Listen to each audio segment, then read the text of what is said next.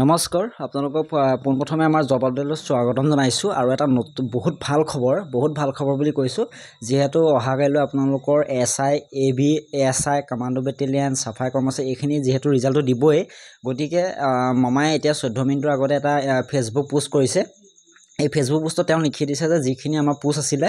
total আপোনাৰ 5614টা post আছিলে সেই গোটেইখিনি পোষ্টৰ যিটো ৰিজাল্ট সেই ৰিজাল্টটো অহা 11 অক্টোবৰ তাৰিখে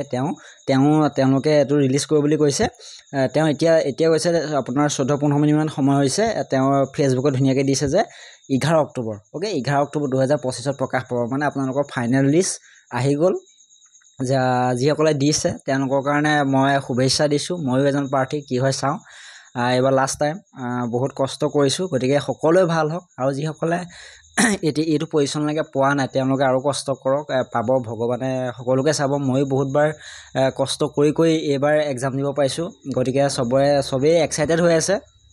সকলোৱে ভাল হওক ৰিজাল্টটো আৰু যিসকলে এতিয়ালৈকে পোৱাহি নাই এই পজিশ্যনটোত তেওঁলোকে আৰু অলপ কষ্ট কৰক ভিডিঅ'টো ইমানেই ধন্যবাদ